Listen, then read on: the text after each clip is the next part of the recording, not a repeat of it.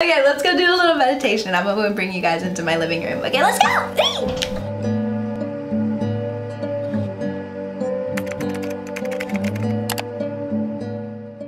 Okay, so bringing you guys into my meditative space, what I like to do when I'm doing a meditation, especially if it's like a quick guided one, when I'm feeling like I just need to reconnect with my breath, I light some candles and I consider my intention that I'm trying to either process through or whatever is coming up for me in the moment.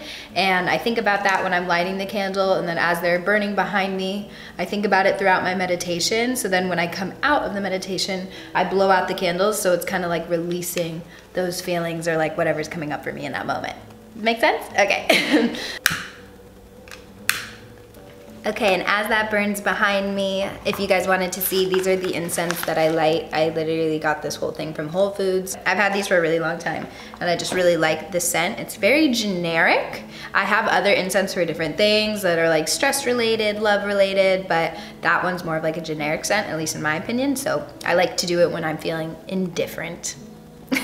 Oh, there's a definition for everything, isn't there? Anyways, I like to pick up some Palo Santo and some sage. I actually hold it in this little candle holder my healer Alta gave me. So I'm going to sage a little bit just to clear the energy that I may be feeling, whether that be negative, stressed, whatever it may be. It just kind of clears the energetic field. And then I like to put Palo Santo around my body just to kind of bring all those positive vibes back in. And then I usually let the Palo Santo burn throughout the meditation, so there's definitely a lot of smells, girl. So just, you know, keep those air vents closed if you live with people and they get headaches, because girl, been there. Last but not least, I want to introduce you guys to a yoni egg. A yoni egg is a beautiful tool that is made for women, and think of it kind of like a little weight that you keep inside of you that strengthens your pelvic floor. And this is a rose quartz crystal, so it promotes love, compassion, kindness, joy, all the things that I truly believe I am rooted in.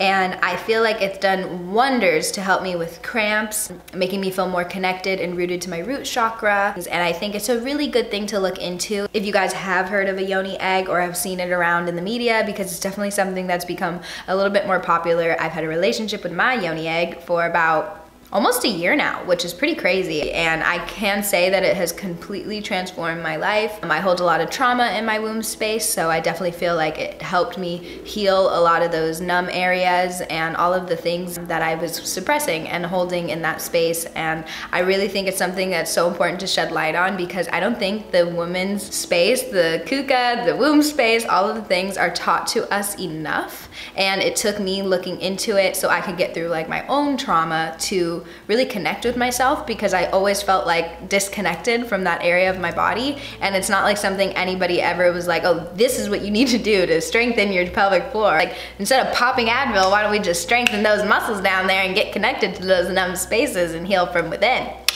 It all makes sense, been around for centuries. I think it's really good for people that feel disconnected from their body as a whole. Maybe if you don't know who you are, if you've suffered sexual abuse, if you feel like you resonate in a very dark place, AKA depression. I think it's a really good way to have a relationship with yourself, because your body is one, right? And your root chakra is at your root. So if you don't feel grounded in that area, you can live a life that's like, feels pretty imbalanced. So I think it's a really good way to definitely reconnect with you. So yeah, that's what the yoni egg means to me in a really small spiel. I'll do a whole video that breaks down the yoni egg, yoni steaming, all of my feminine care. Like, we can get into it, girl, I got you, because if I don't tell you, who will?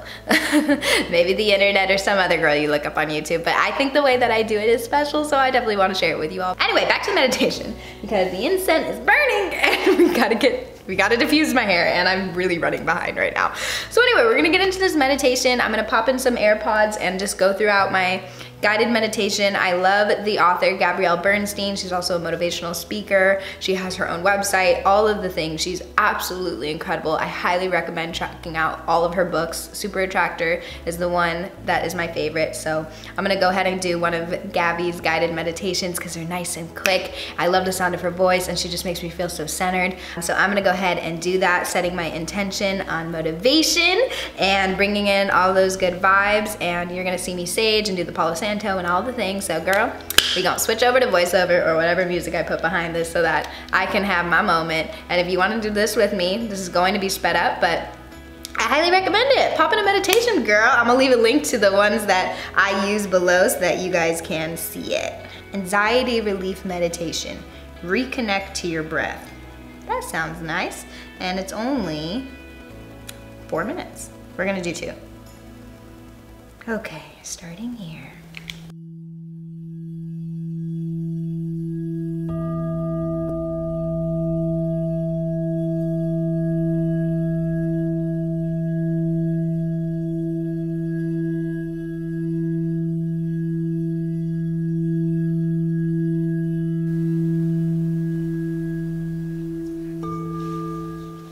So to kind of let you guys know which ones I'm choosing. So first I did one that's like reconnecting to your breath. I think that's why I sound super calm, super centered. I think that one is really good because in moments of high stress, I'll turn that one on and it's only 4 minutes. So like I do it in my car, like, and even the other one, it was only 5 minutes long. And that one is called Riding the Waves of Emotions. So sometimes when I feel stressed, I think everything that I'm currently dealing with or that I'm processing or working through or working towards all kind of comes to the surface.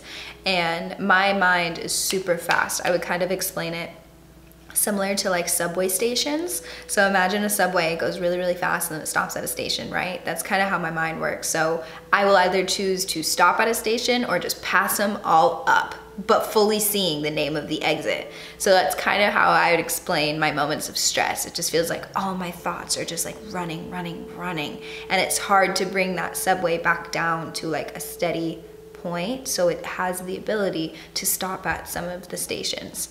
So I like to do these meditations so that I can like reconnect, so I could really figure out, Brittany, what is the root of what is really going on in this present moment? What is making you feel this way? It kind of lets me like take the reins or like grab the wheel of the subway. Do subway have wheels or is it more like a lever situation? But anyway, it allows me to grab control and control my own narrative, because if there's one lesson I've learned within the last month is we always create stories and narratives from a certain situation. And you can either choose to only listen to your story or take yourself out of that and see it from a bigger perspective. I would kind of see it as sitting in the nosebleeds versus like front and center of your own show. And that allows you to take in different perspectives, different instances, other people's stories. And then once you really communicate and see everything really clearly, you can choose what parts of it are the truth and what parts of it are making you feel a certain type of way. And you can make a more clear decision.